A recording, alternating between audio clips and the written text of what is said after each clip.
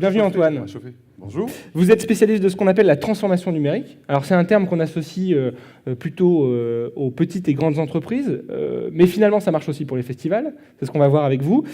Comme pour les plénières d'hier, je vous laisse une quinzaine de minutes pour nous présenter cette thématique, et puis on se retrouve ensuite pour les questions de la salle. Très bien. Bonne intervention à vous. Merci beaucoup. Bonjour à tous. On va être dans un comité tout à fait convivial. En plus, vous êtes chauffés au maximum avec cette introduction par Tobias. Ça met un peu la pression, faut quand même y aller. Je vais peut-être pas chanter non plus. Moi, je ne sais pas faire d'aussi bon bruit. Si on peut même mettre les éléments de la présentation sur l'écran, ça sera parfait que je puisse commencer. Donc, expérience de demain pour Festival Connecté. Vous allez voir, j'ai pris un certain nombre de libertés, mais je pense que ça va être pour se questionner autour des festivals et du rapport du numérique au festival. Pour cette introduction, je voulais commencer par une chose. C'était rappeler que moi j'étais extrêmement fier d'intervenir sur ces rencontres parce que mon propre parcours, je ne vais pas vous parler de moi pendant très très longtemps, ne vous inquiétez pas, mais est marqué par le pôle régional des musiques actuelles en Poitou-Charentes, par l'agence culturelle de Poitou-Charentes dans le domaine du spectacle vivant, par l'agence du numérique AEC il n'y a pas encore très très longtemps, et maintenant l'agence de développement et d'innovation de la grande région en Aquitaine. J'étais aussi administrateur d'une SMAC, donc d'une scène de musique actuelle sur Niort, en région, et un peu guitariste à mes heures. Donc cet événement est quand même pour moi quelque chose qui fait une synthèse très importante de tous ces sujets-là, et qui par ailleurs m'inquiète aussi un petit peu. J'avoue que d'ailleurs le nombre de personnes qu'il y a dans la salle aussi est peut-être le reflet de ça. C'est quelque chose qu'on n'a pas encore évoqué, mais que je peux évoquer au travers du thème de la transformation numérique. Aujourd'hui, je suis chef de projet en effet transformation numérique à Aquitaine Développement et Innovation. J'accompagne surtout des PME, voire des fois des ETI dans ce domaine, pour les accompagner à penser à une ère qui est devenue complètement numérique, comment le numérique peut impacter l'évolution de leur modèle, par exemple, de leur offre, de leur service, de leur culture, de la RH dans la boîte, et j'en passe. Par contre, il faut noter quand même, venant de ce secteur culturel, que une fracture est peut-être finalement aussi en train de s'installer en termes de capacité de ce secteur à se transformer aussi numériquement, pour plein de raisons, à la fois pour des raisons des fois de moyens, mais aussi parce que, comme d'autres secteurs, le tourisme l'est peut-être un peu moins maintenant, mais l'a été aussi à une époque, la proximité entre start-up, acteurs institutionnels du territoire, etc., c'est un travail de longue haleine, et ça ne se fait pas tout de suite, mais on y reviendra d'ici la fin de l'intervention. On aura quelques bons exemples avec la table ronde tout à l'heure. Donc transformation numérique, je vais rentrer vite dans le sujet puisque j'ai un quart d'heure. Là, c'est un exemple de ce qu'on peut faire avec ADI au-delà de l'accompagnement des boîtes, mais sur un grand forum régional de la transformation numérique. Il faudra peut-être qu'on questionne un jour la place de la culture et des entreprises culturelles dedans, puisque c'est un événement qu'on relancera en janvier. Voilà. Juste petit point sur la transformation numérique pour vous dire notre approche qui, en effet, comme le disait Baptiste tout à l'heure, s'applique aussi au festival. C'est de plus en plus le discours qu'on tient aux chefs d'entreprise, il est finalement très tourné aussi vers de l'acculturation ou un twist à faire peut-être dans la tête de pas mal de chefs d'entreprise. La transformation numérique, je crois qu'après le big data, le transmédia, le crowdfunding, le BIOD, tous ces termes numériques, en fait, la transformation numérique, c'est quand même malgré tout le terme le plus barbare qui soit, puisque pour certains, transformation numérique, quand ils viennent nous voir, c'est un problème informatique. Pour d'autres, c'est se servir d'une tablette dans un magasin de manière intelligente. Pour d'autres, c'est du big data et de l'approche des métadonnées dans un grand groupe. Pour d'autres, ça va être de mettre un capteur sur un robot dans une usine et de pouvoir savoir comment on peut itérer sur la façon dont se comporte ce robot. Ça peut être aussi une campagne sur les médias sociaux, etc. Donc c'est extrêmement divers. Et donc nous, l'intérêt qu'on y voit, c'est plutôt de questionner justement le numérique comme un prétexte pour repenser la stratégie de l'entreprise ou de l'organisation. Donc le problématique se questionne aussi sur le festival. Il y a des éléments qui sont dans une slide qui est beaucoup plus loin, mais en fait, je vais la dire maintenant. On pose beaucoup la question de la relation client finalement au travers de la transformation numérique pour questionner les nouvelles expériences qu'on lui propose, les nouveaux modèles d'affaires, les nouveaux modèles de création de valeur, qu'on soit dans du B2B, du business to business, ou dans du business to consumer, comme c'est le cas assez souvent dans les festivals. Et cette relation client, elle est très souvent un bon point d'entrée pour comprendre c'est quoi le parcours d'un client, c'est quoi ses insatisfactions quand il vient dans mon festival, quand il se sert des services de mon entreprise. Et une étude d'Eventbrite, alors plutôt tournée sur des festivals anglo-saxons, démontrait que les festivals qui avaient pensé un peu c'est quoi les personas, c'est-à-dire les parcours clients qu'il peut y avoir dans le festival, il y a moins d'un festival sur deux qui le pense. de clairement savoir, en fonction du type de public, en fonction de l'horaire à laquelle il vient, en fonction de ses aspirations, c'est quoi son parcours. Et alors, tout à l'heure, on parlera des métadonnées, mais hier, vous aviez une présentation, peut-être que quelques-uns d'entre vous, après les lauréats de Garonne Startup étaient là, on parlait avec Intellytics de l'évolution aussi de leur business model à travers l'exploitation des données qui capitalisent sur les bracelets. Il y a énormément de choses comme ça à regarder du côté de aujourd'hui. Les parcours clients, qu'est-ce que c'est? Donc, c'est un peu mon intro. C'était aussi pour rappeler une chose. On a beaucoup parlé festival, mais finalement, pas encore tant que ça de numérique dans ces 2 journées. On a beaucoup parlé de l'expérience que vivent les gens dans les festivals.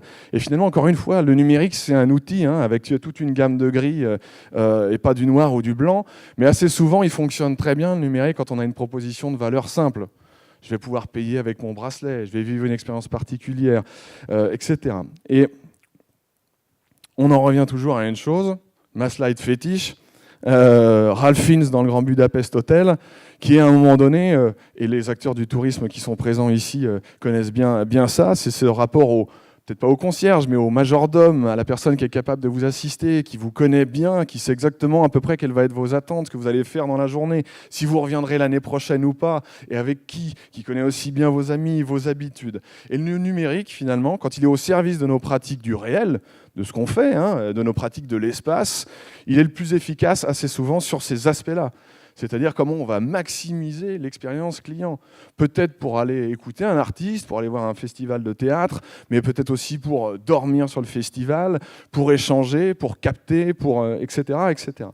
Donc, si vous pensez aux grands disrupteurs dont tout le monde parle, les Uber, les Airbnb, etc., ils sont souvent sur ce créneau-là. Ils prennent des insatisfactions clients extrêmement fortes, ils se mettent dans cette brèche et ils essayent d'y répondre. Donc une proposition de valeur assez souvent simple au départ, mais basée en tout cas sur des insatisfactions clients très fortes. Et on y reviendra tout à l'heure sur les festivals. Évidemment, le numérique dans le cadre des festivals, c'est comme dans plein d'autres domaines, ça concerne le avant le festival, le pendant le festival, le après le festival. Et c'est un enjeu extrêmement fort. Je sais que tout à l'heure, il y a eu un atelier sur les problématiques de transmédia. Ça a été évoqué aussi à travers l'exemple du Festival d'Angoulême tout à l'heure, et du Hellfest sur l'atelier transmédia. C'est comment on peut faire continuer à vivre un festival, mais finalement un univers narratif lié à des passionnés, avant, pendant et après. Et comment on finit par continuer à capter l'attention des acteurs grâce au numérique. Je commence par un exemple qui est extrêmement, vous allez me dire peut-être mainstream, mais qui je trouve est bien la synthèse de ça, avec du bracelet, de la donnée, de la gestion de la relation client, potentiellement du transmédia derrière. C'est les Magic Bands qui sont distribués chez Disney, qui ont un certain coût, que vous pouvez commander, que vous recevez dans un petit paquet en famille avant d'aller chez Disney, quelques jours avant, avec vos prénoms, personnalisés en fonction de ce que vous souhaitez. Ça va vous servir évidemment, comme ce type de bracelet, à rentrer sur le site, mais au final, ça sera aussi un point d'entrée vers tout l'univers Disney. Et c'est extrêmement malin, ils ont certes les moyens pour le déployer, je crois qu'ils ont mis plus d'1 milliard dernièrement sur les bracelets pour y arriver. Tout le monde n'aura pas ces moyens, mais vous l'avez bien vu dans le numérique, il y a 5 ans, il y avait aussi plein de gens qui mettaient des milliards sur d'autres choses, dont aujourd'hui vous êtes en train plus ou moins de vous servir, ou en tout cas des trucs et des méthodes qui sont liées à ça, dont vous êtes en train de vous servir. Donc, autour de ça, il y a vraiment quelque chose qui est très lié fortement en effet à l'engagement, à la passion, à l'exigence des clients qui sont toujours de plus en plus effrontés. Vous le voyez bien, soit quand vous achetez des capsules Nespresso, mais aussi quand vous vous servez de votre smartphone. Évidemment, pousser au maximum l'engagement et la fidélité et conserver cette sensation de proximité avec un univers le plus longtemps possible, évidemment. Ce rapport au numérique, je vous montre un exemple de magasin, parce que j'en parlerai tout à l'heure sur les aspects commerce, et là je m'aperçois que je vais exploser le temps, donc t'inquiète pas Baptiste, j'en suis conscient. Le numérique, c'est aussi un renversement de perspective, mais ça questionne peut-être les festivals aussi. C'est sur les commerces, par exemple, avant la pratique du commerçant traditionnel, avoir le bon produit au bon moment, au bon endroit, pour voir le commerçant rentrer dans son magasin et en ressortir avec ses achats. On peut presque le penser aussi pour le festival.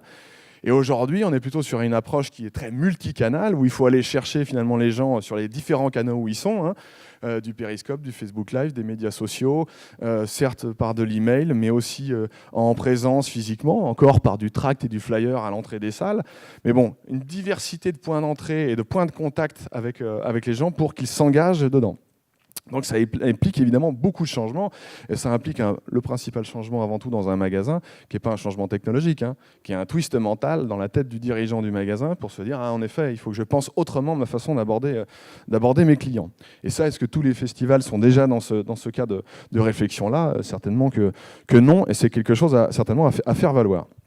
Le numérique, c'est aussi une dualité entre, et sur le sujet des festivals, c'est quand même extrêmement important, entre un échappatoire du quotidien, ce qui était aussi le Web 1 à une époque, hein, on va regarder du porno, des jeux vidéo, les savoirs des experts en ligne où on ne pouvait pas forcément contribuer, et puis de plus en plus un numérique qui marche, qui a une économie aussi très très forte. 10 minutes, c'est ça? 10? Très bien. Parce que finalement, c'est une assistance à notre pratique du réel. Et c'est là vraiment que le numérique, à mon avis, marche finalement le mieux et est le plus important à intégrer. Et on va voir quelques exemples. Je reprends l'étude Eventbrite de 2014, où ils évoquent c'est quoi le confort, enfin, les éléments de confort qui vont le plus marquer dans les festivals. Déjà, il y a j'ai manqué de rien. I did not miss anything. J'ai manqué absolument de rien, ce qui montre à un moment donné que les gens ils viennent quand même pour quelque chose qui est autour de la passion, qui sont prêts à faire des concessions évidemment sur plein de choses pour profiter de cette expérience. Mais derrière, il y a quand même, on l'a dit hein, depuis les autres jours, des toilettes propres, des douches, et puis viennent ensuite derrière la réception mobile. Mais c'est pas si fort que ça. Le lit, Internet, une cuisine et la télé en dernier. Mais imaginons, il faudrait peut-être poser la question différemment en fait. Si vous demandez à des gens qu'est-ce qui vous a le plus manqué dans le festival, ils ont quand même vécu un bon moment, donc peut-être qu'ils ne vont pas l'exprimer.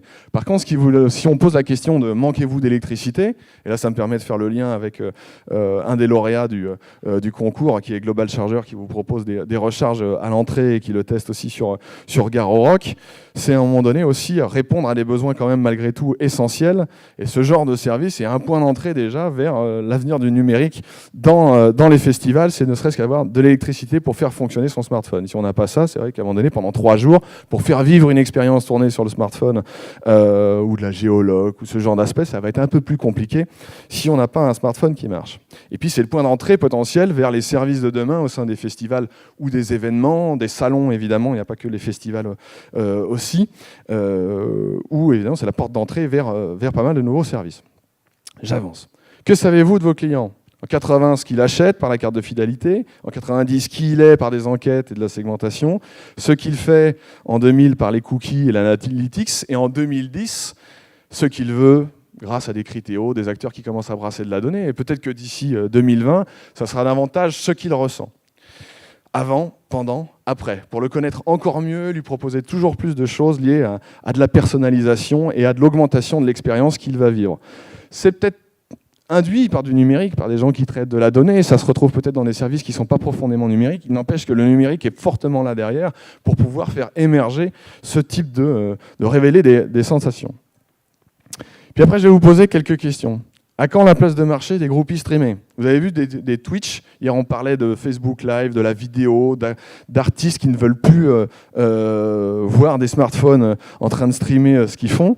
Dans le domaine du jeu vidéo, ça a marché pas mal avec Twitch qui a été racheté par Amazon, où des gens regardent d'autres en train de jouer aux jeux vidéo. Ça paraissait un peu incongru, hein, je pense qu'on en avait parlé il y a 3 ans, ça ferait rire un paquet de monde. Finalement, il y a un modèle économique derrière. Peut-être que demain, on aura des groupies qui streameront et qui deviendront eux-mêmes un petit modèle économique. Je ne sais pas si vous avez vu cette appli qui s'appelle Festevo, avec ce monsieur qui se fait appeler The Festival Guy sur Instagram, et qui est devenu un espèce de curateur en fait, des expériences qu'il vit sur les festivals, et qui est devenu un espèce de point d'entrée, et maintenant une appli, une espèce de guide du routard, et en même temps une personnalité qui vit ça. C'est une forme de groupie qui a réussi à transformer ça en un espèce de modèle. Peut-être que le modèle économique n'est pas encore tout à fait stable, il n'empêche que c'est des choses qu'on voit émerger, qui sont des conséquences de tout ce qu'on a vu autour des blogs, etc. etc. La vidéo, on l'a vu, ça avait pris beaucoup d'importance, y compris sur les gros festivals. À quand le concierge du festival ? Là, ça me permet de reparler d'un acteur qu'on connaît bien en Aquitaine qui s'appelle Weedy, qui est une conciergerie hybride, qui permettait, notamment à Cannes ou dans le cadre du Festival de Cannes, aux présents de poser des questions et d'avoir un concierge à disposition, une assistance pour réserver une voiture, pour avoir un conseil sur un hôtel, un restaurant, les accompagner dans leur déambulation.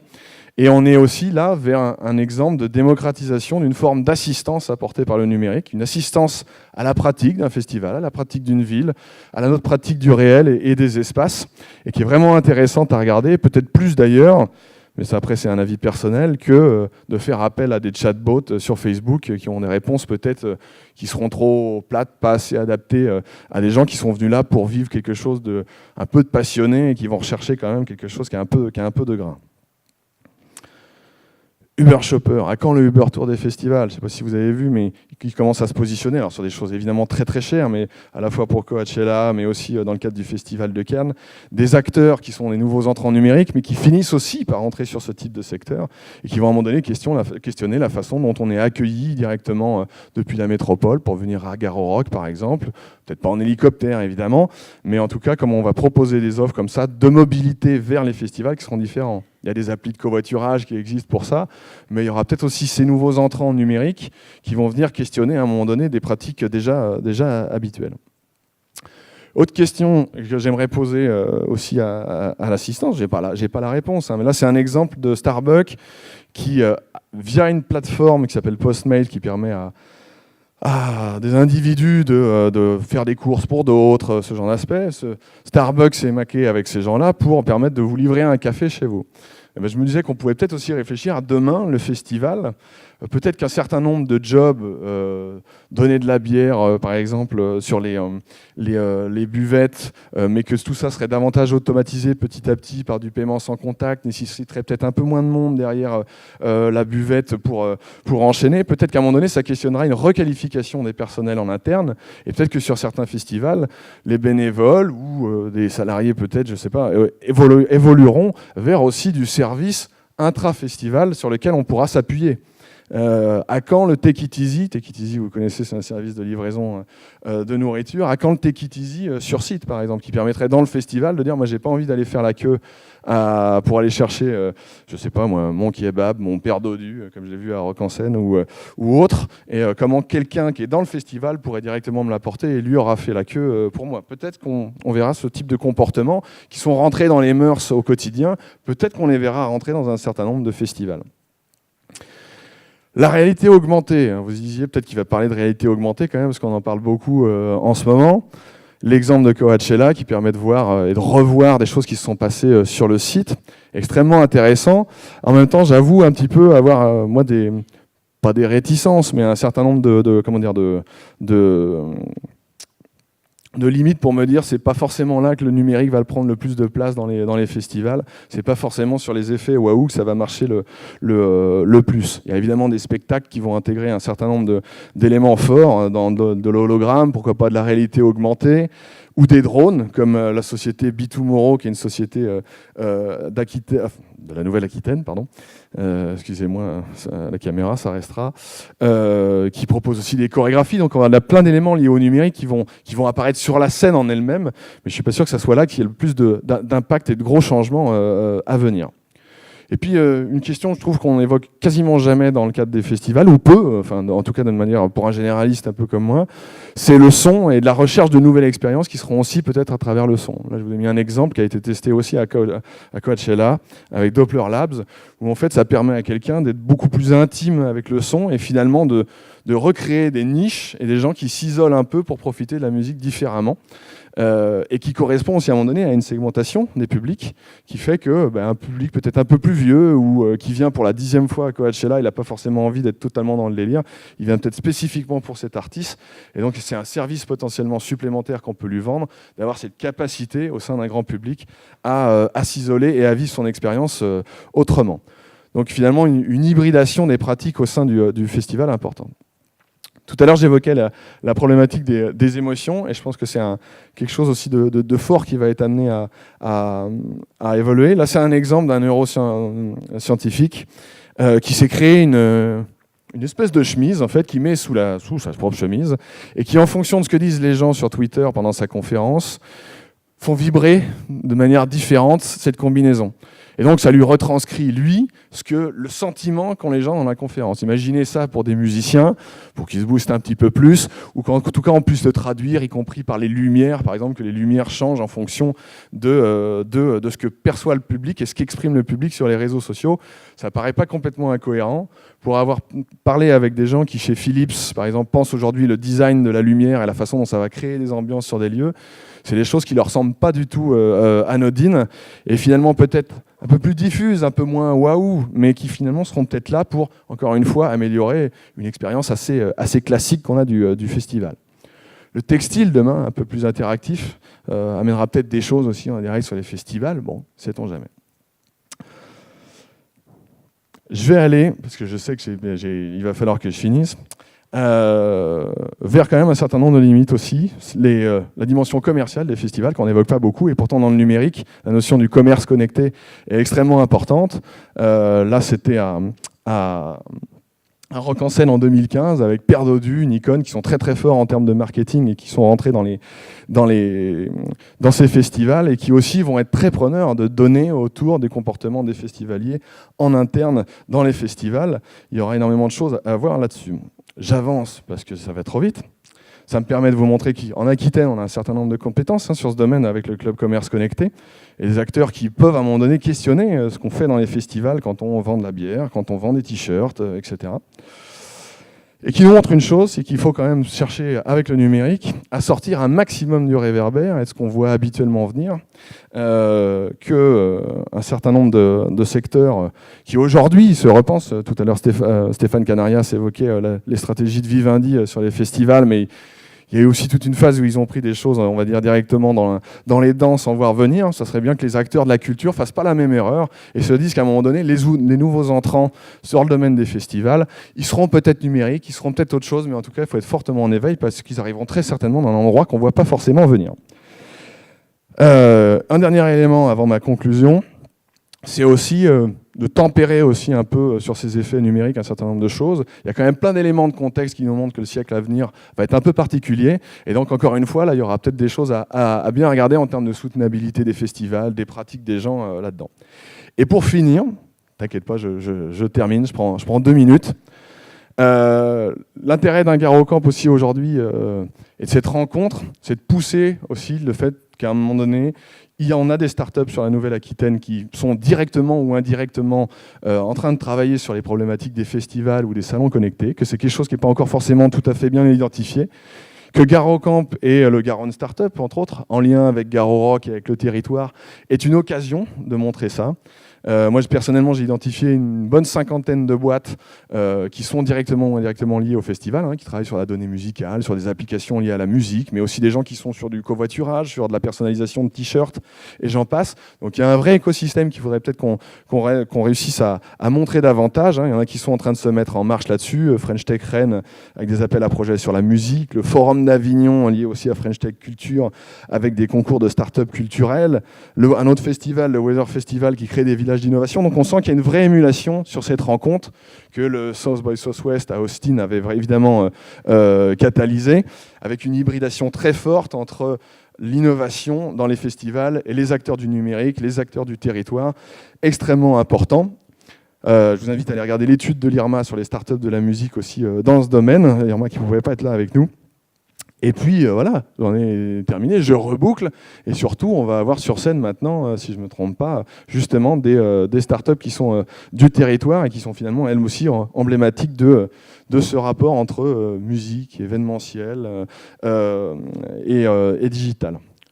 Je vous remercie. Ouais, si quand même. On va rester concret aussi à un moment donné, quand même. Dans les acteurs aquitains aussi, il y a un truc, c'est ce qui est le plus attendu par les gens, c'est quand même des toilettes les plus clean possibles. Et sachez qu'on a Luxurilus en Aquitaine qui est juste là. Voilà. Parfait. Merci beaucoup Antoine pour cette très claire et très complète intervention. J'avais promis hier en ouverture des invités inspirants qui allaient permettre à nos participants de s'interroger sur leur métier. Bon, là, on est pleinement dans cet exercice, donc c'est très bien. On va poursuivre cette séquence avec un petit échange avec la salle. Alors, ça peut être des questions, ça peut être des réflexions ou des exemples d'initiatives que vous avez mis en place. Je vois qu'il y a une première question là-bas, donc s'il y a un micro... Alors, on va attendre le micro. Je vais poser une question, moi, pendant ce temps-là, je vais en profiter. Il y a une question... c'est très concret, mais est-ce que cet accompagnement numérique, il peut être aussi une source de nouveaux revenus pour les festivals? Parce que c'est vrai que les festivals sont toujours à budget serré, et toute nouveauté est un investissement. On sait que c'est compliqué à mettre en place, mais est-ce que ça peut être aussi un investissement pour ensuite récupérer des revenus financiers nouveaux? Est-ce que c'est pas juste pour faire joli? Est-ce que ça peut être aussi une façon de répondre aux problématiques financières des festivals Je pense justement que non. Je vais vous montrer deux exemples que j'ai pas eu le temps de montrer. D'ailleurs, il est dans la salle. Hein. Le responsable du CEB Lab, le CEB, c'est le Centre des congrès et expositions de Bordeaux, qui a mis en place un laboratoire. C'est Sébastien Parent qui est dans la salle. Il s'est rapproché justement d'un certain nombre de startups via ce laboratoire pour essayer d'identifier de nouveaux types de pratiques. Là, sur le jumping de Bordeaux, par exemple, avec une société qui s'appelle Meta Vidéo et qui permet de taguer plus clairement sur une vidéo et après un stream quels sont les éléments majeurs. Et à partir de ça, on peut le partager, etc. Le CEB, avec ça, si je ne m'avance pas trop, je crois, est en train de constituer une offre avec cette startup. C'est en train de se finaliser. Est en train de constituer une nouvelle offre. Donc pour un centre des congrès et expositions de Bordeaux, se rapprocher d'une start-up comme ça, là on n'est pas juste se servir d'un truc de réalité virtuelle pour faire joli sur un temps. C'est de comment on réfléchit demain les nouveaux services qui sont peut-être un peu en dehors du cœur de métier initial, mais qui permettent par le digital de se repenser. Donc ça me paraît être un premier exemple. Deuxième exemple, peut-être plus lointain, qui est, en effet, on évoque plus souvent ce qui est du B2C, c'est-à-dire du numérique dans la main du client. Mais en ce moment, par exemple, dans le domaine de l'usine, ce qu'on est en train de voir beaucoup, c'est le concept de maquette numérique, ce qu'on appelle le BIM aussi dans le domaine de l'architecture. Mais derrière, c'est de dire comment, sur cette maquette numérique, on va rajouter toute une couche de données qu'on a capitalisée à partir des machines, des hommes, des smartphones, etc., pour créer un double digital de l'usine. L'objet, c'est de mieux piloter les différentes ressources qu'il y a au sein de l'usine et de pouvoir anticiper ce fameux big data au service justement d'une aide à la décision. Bon, on peut se questionner demain si, à un moment donné, aussi sur un festival où du Intellytics a énormément de données sur les flux, qu'un certain nombre d'acteurs qui dispensent des services se sont eux-mêmes numérisés, on ne peut pas avoir un système. Et en plus, avec des données type les métadonnées musicales dont on va parler tout à l'heure, qui sont dans les applis, en lien avec les artistes qui sont présents, si on ne peut pas créer une espèce aussi de coquille digitale du festival qui permette finalement de mieux comprendre comment il a été vécu, et d'itérer sur la façon dont on le configure et dont on le conçoit. Et là, il y a un impact clair et net en termes de retour sur investissement, mais aussi de gestion des déchets, de gestion de la voirie, etc. Donc il y a des impacts, à mon avis, à venir du numérique qui seront vraiment au-delà de l'effet waouh. C'est très clair. Alors on va prendre cette première question, puisque le micro est arrivé à bon port. On vous écoute. Rebonjour Antoine. Je voulais juste revenir sur la partie des services qui étaient en fait potentiellement proposables, notamment quand tu as pris l'exemple de Starbucks. Et en fait, ça existe déjà. Moi, j'ai eu l'occasion d'aller cette année au Sonar Festival. Et en fait, dans la foule, on voyait des serveurs en fait, avec des antennes. Donc, c'est hyper pratique parce que tu peux les repérer de loin. Et ils avaient des gros sacs remplis de bière, donc ça venait de leur partenaire principal qui est Estrella, je crois. Et donc voilà, c'était top parce que du coup, effectivement, ça permettait de pas avoir à se déplacer jusqu'au bar qui était full de chez full. Donc voilà, du coup, ça existe déjà et en effet, c'est très pratique et c'est très malin. Et est-ce qu'on boit plus de bière alors quand le serveur est à côté de vous ? Oui, en effet, ouais. Effectivement, ça facilite ça fait des revenus supplémentaires. Alors, ça existe de cette manière, mais est-ce que c'était lié à un moment donné aussi oui, un bracelet, un cashless? Absolument, c'est ça. Ouais, absolument, c'était du cashless. Mais d'ailleurs, c'était exactement le même bracelet. Hein. C'était le même dispositif. Et donc voilà, tu n'avais plus qu'à mettre ton bracelet. Il avait sa machine et il avait sa petite pompe. Et voilà. Et merci pour cette avec une autre manière. Mais autre réaction sur ma droite. Alors le micro arrive. Bonjour, Eddie Aubin du cluster My Open Tickets qui est dédié à la billetterie. Pour prolonger, effectivement, le Hellfest fait ça avec MyBee en système cashless. Dans le sport, par contre, dans un stade, donc vu que c'est numéroté, c'est plus simple. Il y a par exemple la solution DigiFood qui permet de pouvoir commander sa boisson ou son repas finalement qu'on amène directement. Donc il y a déjà des usages, le sport est notamment en général très innovant en termes de marketing et de fan expérience. Dans ces usages également fan expérience, tu parlais un moment de quelqu'un qui a fait un t-shirt avec des effets. Il y a également le subpack qui a un usage un peu différent, qui utilise des fréquences de basse. Soit tu l'as sur toi via un sac à dos, soit éventuellement c'est directement le siège qui est équipé. Donc ça peut créer plein d'usages, aussi bien dans le gaming bien évidemment.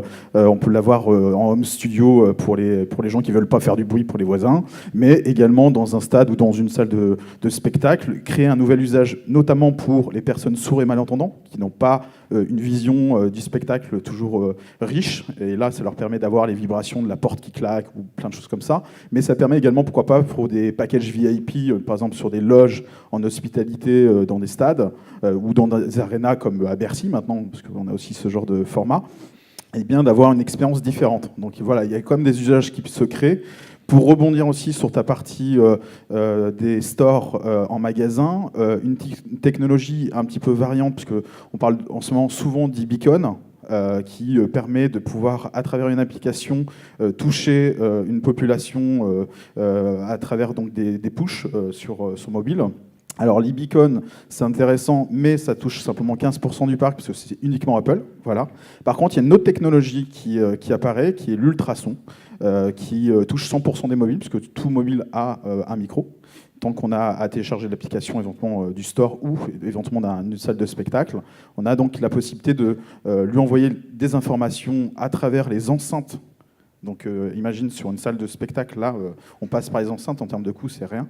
Et on peut envoyer des informations différentes, des animations. Ça a été testé dernièrement au Zénith d'Amiens, avec Woolsey, et à Bercy dernièrement également. Donc il y a quand même pas mal de techno. Et en plus, l'ultrason peut être aussi un système qui permet de gérer le contrôle d'accès. Ça a été en tout cas proposé il y a un an sur une animation qu'on avait organisée qui était French Tick, avec Futur en scène, qui était sur le fait de pouvoir, vu que tous les mobiles vont être de plus en plus équipés de manière NFC ou d'autres choses, l'ultrason pourrait également, via une borne, offrir le droit d'accès. Donc voilà, il y a plein d'usages. En tout cas, je suis à ta disposition pour discuter. Je trouve que c'est très intéressant ce que tu dis. Très bien. On a des spécialistes dans la salle. Non, ce qui est intéressant aussi à voir là-dedans, c'est si dans ces usages-là et ces différents usages, si en effet, à un moment donné, la rencontre entre la production de Woolsey ou de la salle, etc., se fait aussi avec des startups qui sont vraiment en proximité. Et qu'est-ce qui organise à un moment donné cette rencontre entre ces acteurs-là, au-delà d'une logique de marché, mais aussi peut-être une logique d'animation sur le territoire et entre acteurs. Parfait. Il va nous rester un peu de temps pour une dernière question ou une dernière réaction dans la salle. Et si elle ne vient pas de la salle, elle sera pour moi. Dernière question pour ma part. Là, on parle encore beaucoup du numérique dans les festivals comme de pionniers. On se rappelle quand Garo Rock avait lancé les RFID, c'était le pionnier en France. Est-ce qu'aujourd'hui, ça devient un indispensable ? Est-ce que le public et les nouvelles générations de public s'habituent à ces systèmes ? Et donc, ça va être un indispensable de la satisfaction client, ou est-ce que, on est encore à quel degré de maturité on se situe ? Je serais assez tenté de dire que ça sera comme à peu près n'importe quel objet connecté. C'est les services qui vont découler derrière de tout ça qui seront extrêmement importants. Donc, en effet, autour du paiement, que ça soit le plus simple possible, que ça plante pas, ce genre de choses, parce que ça arrive quand même encore assez souvent. Voilà, cet effet Bonaldi, des fois, que peut avoir la techno, mais c'est finalement les services qu'il y aura derrière qui vont tirer ou pas cette techno. Et donc, hier, la discussion qu'on avait justement avec Intellitic sur c'est quoi le modèle derrière le traitement des données et comment ces données vont leur permettre d'itérer pour inventer de nouveaux services, c'est ça, à mon avis, qui est regardé fortement. Voilà. Très bien. Merci Antoine, merci beaucoup pour cette présentation très complète. Je vais récupérer la petite télécommande, je crois.